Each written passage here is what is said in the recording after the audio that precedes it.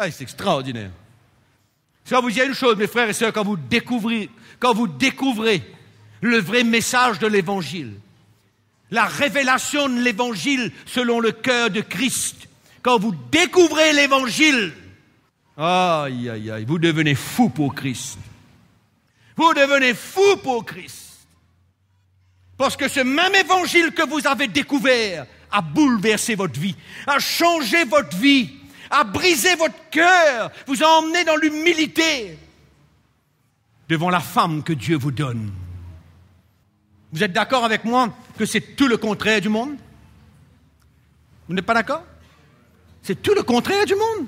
Tout le contraire du monde. C'est pourquoi le royaume de Dieu est totalement contraire au royaume des ténèbres. Totalement contraire. Il n'y a rien de commun. Et ce qui est extraordinaire, ce qui est chagrinant, c'est que l'Église de Jésus-Christ ouvre sa porte au système du monde qui n'a rien à voir avec le royaume de Dieu. Rien. Absolument rien. Et c'est dommage. C'est dommage. Et Dieu a élevé Christ. Jésus n'est pas venu se plaindre vers le Père. Tu as vu ce que j'ai fait, maintenant, ramène-moi là-haut. Non, il n'a rien besoin de faire, lui. Rien. C'est devenu du cœur de Christ. De son cœur, le cœur du Père. Le Père qui était en autorité. Oui. Il a voulu le meilleur pour son Fils. Le meilleur. Bien que ce fût pour un temps. Bien que ce fût pour un temps où il a s'est dépouillé lui-même. Il a donné sa vie. Il s'est humilié. Il a obéi. Il a pris cette place pour manifester cet état d'esprit. Et moi, je vais vous dire une chose, car rien n'est différent dans le monde chrétien. Ça ne devrait pas être différent d'aucune manière. Aucune manière. C'est ça la vie chrétienne. C'est ça le message de la croix. C'est ça la révélation que Dieu a donnée à Paul. Sur le chemin de Damas, Paul dit en l'Épître aux Galates, moi je n'ai pas appris l'évangile ni d'un homme. Je ne l'ai pas reçu d'un homme, je ne l'ai pas appris d'un homme, je l'ai reçu directement de Jésus-Christ. Direct. Et je vais vous dire une chose, quand vous recevez cette révélation et que vous regardez la vie de Paul, vous comprenez. Vous comprenez. Vous comprenez l'homme qui a compris ce que c'était que la vraie vie chrétienne. Regardez la vie de Paul. Moi, je ne veux pas que vous regardiez la vie des grands hommes de Dieu. À gauche et à droite, regardez la vie de celui qui a reçu la révélation de Christ. La révélation de l'Évangile. Parce que l'homme peut changer, l'homme peut emmener toute parole qui est écrite là-dedans pour son propre intérêt, afin de back-up et de confirmer ce qu'il croit et ce qu'il veut vivre. Mais Paul n'était pas comme ça. Si vous lisez dans l'Épître aux Galates, vous allez voir que l'apôtre Paul, il reproche les Galates, il leur dit, vous voyez les serviteurs de Dieu qui sont venus vers vous, ils ont voulu que vous soyez zélés pour eux. Zélés pour eux. Quand vous ne connaissez pas l'Évangile et que vous n'avez pas reçu l'esprit de l'Évangile, le cœur de l'Évangile même, vous voulez que les chrétiens soient zélés pour vous, pour votre cause, pour votre Église, pour votre dénomination, pour ce que vous représentez, pour votre personne. Mes frères et sœurs, il y a un signal d'alarme dans le corps de Christ aujourd'hui, pour que le permettre au Seigneur de sauver les chrétiens, de libérer les chrétiens, de sauver les mariages, de sauver les couples, de sauver les familles, afin que l'Église brille. L'Église n'est pas une défaite, et pourtant, ce qui se passe aujourd'hui, c'est qu'elle projette une image de défaite. Oui ou non? Il faut être vrai, il faut être sincère, il faut être honnête. Arrêtez de porter des blinkers, des masques, et essayer de regarder comme ça et dire l'Église, non, l'Église c'est top, l'Église est top, l'Église n'est rien de top. L'Église est ce qu'elle est aujourd'hui. L'Église est ce qu'on voit dans les maisons. L'Église est dans les quatre murs, à l'intérieur des quatre murs. Ça, c'est l'Église. L'Église, c'est pas le prédicateur qui se met debout derrière un pupitre et qui réclame et qui parle et qui demande et qui fait toutes sortes de choses. L'Église, c'est dans les quatre murs de la maison. Ça, c'est l'Église. Et si l'Église n'est pas dans la maison, où est-ce qu'elle est? Derrière un micro? C'est quoi derrière un micro? N'importe qui se met derrière un micro et dit n'importe quoi. N'importe qui. N'importe qui raconte n'importe quoi de la parole de Dieu. N'importe qui. Si vous avez un petit peu de charisme, si vous êtes un petit peu un homme libre ou une femme libre, pas trop timide, pas trop réservé, pas trop... vous prenez un micro, alléluia, vous sortez de là, vous êtes l'homme ou la femme du moment. L'homme du moment. C'est quoi ça? Quelques paroles que vous racontez derrière un micro, c'est quoi? Moi, je veux voir ce qui se passe à l'intérieur des quatre murs. à l'intérieur des 4 murs, si à l'intérieur des 4 murs, c'est vrai, c'est honnête, ça réussit, il y a de l'amour, il y a de l'unité, il y a de la paix, joli. On est d'accord? C'est un peu direct, mais moi je suis comme ça, je suis direct, moi. Mais je sais ce que je vous dis. Je ne sais pas ce que vous dites par expérience. L'expérience a supporté ce que je dis, mais ce que je dis est dedans. Ce que je dis est dedans. Mon expérience prouve ce que je dis, atteste ce que je dis.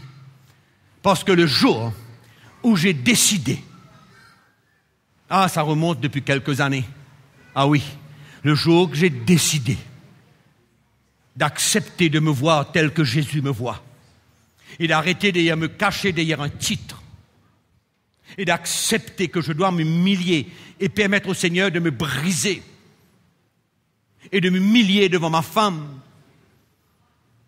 tout a commencé. Allons dire plutôt, tout a recommencé.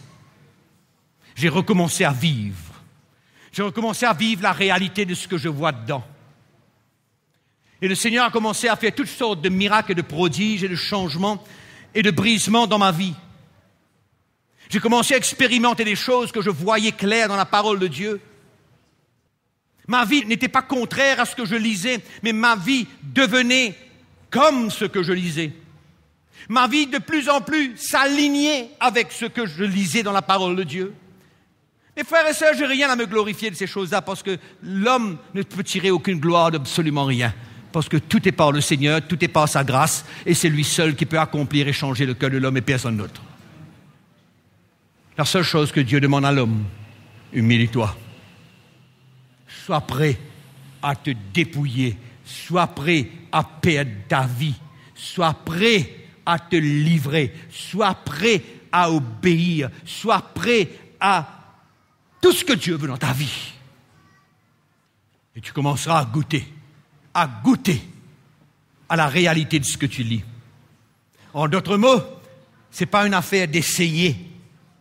Vous savez, j'ai essayé pendant des années, mais je n'ai jamais réussi. Je ne sais pas si vous êtes comme moi, si je suis un peu spécial ou non, mais je ne sais pas. Mais j'ai essayé beaucoup. J'ai tout essayé. J'ai essayé beaucoup de choses. J'ai jeûné, j'ai prié, j'ai lu.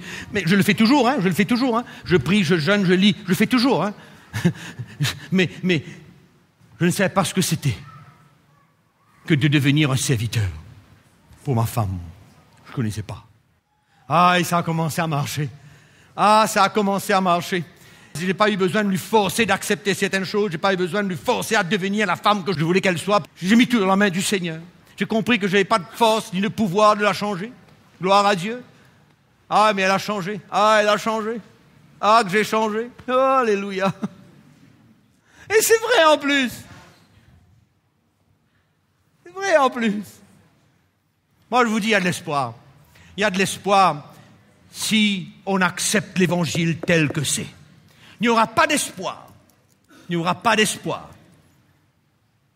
si on n'est pas prêt d'accepter l'Évangile tel que c'est. J'ai tellement de choses à vous parler, à vous dire. Moi, mon désir le plus cher, c'est que vous soyez heureux, c'est que vous soyez bien. C'est tout. C'est ma motivation. Je ne veux rien prouver, absolument rien. Je veux que vous soyez bien. C'est tout ce que je veux. Je veux que votre foyer marche. Je veux que vous soyez unis, mais vraiment unis. Je veux que vous puissiez, mari et femme, servir le Seigneur dans l'unité de l'esprit. Je sais que c'est pas emprunté. Je sais que c'est pas fabriqué d'aucune manière. C'est réel. C'est ça qu'on veut. On veut que le contact avec les gens du monde puisse ressentir la vérité, la réalité de ce qu'on vit. Comment offrir le salut si ma vie est une défaite totale? Comment faire cela? Mais vous savez, la bonne chose, c'est que Dieu, il connaît comment changer. Il connaît comment changer les choses. Nous servons un Dieu de miracles. On sert un Dieu qui est capable de changer les cœurs. On sert un Dieu qui est capable de convaincre. On sert un Dieu qui est capable de nous arrêter. On sert un Dieu qui est capable de nous briser, si seulement on est prêt à se charger de notre croix et à suivre le Seigneur Jésus. À ce moment-là, on est digne d'être son disciple. Le reste n'est qu'un langage, le reste n'est que la sagesse de l'homme, la sagesse des mots, des grands langages, la philosophie de l'homme. Moi, je rends grâce au Seigneur qu'il y a une solution. Moi, je rends grâce au Seigneur qu'il sait comment réparer les choses. S'il s'est passé des choses dramatiques dans votre vie, laissez-moi vous dire une chose. Si vous êtes prêt à payer le prix, Dieu est capable de changer toute chose. Parce que laissez-moi vous dire une chose, c'est que les chrétiens, nous, si on veut voir la victoire, il faut qu'on ouvre la porte pour les autres. Mais pour ouvrir la porte pour les autres et de permettre à Dieu de changer le cœur des autres, il faut que nous soyons prêts à perdre notre vie en premier. Peut-être que vous avez vécu une situation dramatique dans votre foyer. Peut-être maintenant vous vivez un cauchemar dans votre maison. Peut-être que vous vivez des choses dures, difficiles dans votre maison. C'est moi vous dire une chose. Si vous êtes prêts à payer le prix, si vous êtes prêts à prendre votre croix, si vous êtes prêts à vous humilier, à perdre votre vie et laisser le Seigneur vous dépouiller, que sais-je ce que Dieu est capable de faire? Il est un Dieu qui répare. Peut-être que vous avez perdu confiance, perdu toute espérance. Mais moi, je vais vous dire une chose. Avec l'Évangile, on ne perd pas de l'espérance. Avec l'Évangile, on garde la foi pour le salut des autres. On garde la foi pour la réparation des cœurs par le Seigneur lui-même. Pas par la main de l'homme, l'explication de l'homme. Mais moi, je vous dis une chose. Prenez le chemin et ouvrez la porte pour les autres derrière vous. C'est comme ça que Jésus a ouvert la porte pour vous et moi. Il y a bien quelqu'un qui a traversé cette porte-là en premier. Alléluia.